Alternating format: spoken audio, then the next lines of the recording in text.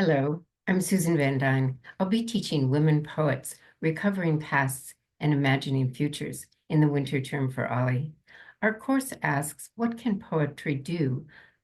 Finally, especially, what can poetry do to question the social orders we were born into, to illuminate how our experiences and thus our identities are shaped through gender and family relations? We'll read groundbreaking poems written by Adrienne Rich, Audre Lorde, Elizabeth Bishop, and Sharon Olds in the 1970s and 80s. Our act of rereading poems made several decades ago raises another central question of the course. How can poetry enable us to re-see the past? I'd like us to think about how we stand now in a place that our poets imagined as the future, because enlarging that future was very much a part of what these poets hoped poetry could do. All four poets allow us to step outside our separate identities to see what we might share. Audre Lorde and Adrienne Rich were friends and fellow activists. In their poetry, they imagine a more enabling, comprehensive sisterhood that could unite and sustain us. Adrienne Rich imagines the dream of a common language. Audre Lorde, in her book, The Black Unicorn, reminds us that these visions and revisions are all inflected by race.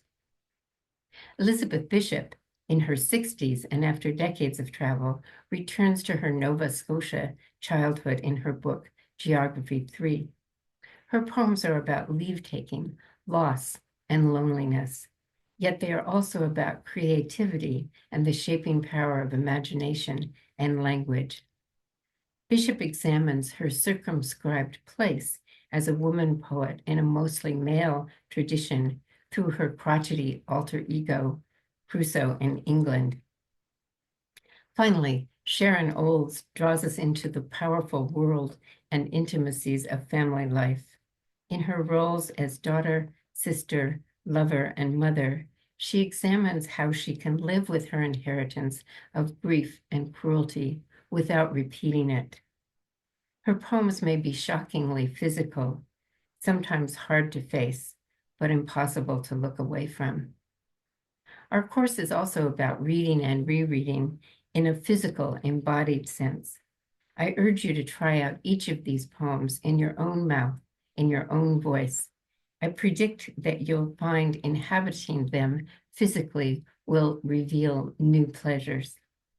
If you've never read poetry much, or if you're already a fan, I'm eager to introduce you to these favorites of mine in February and March. See you there.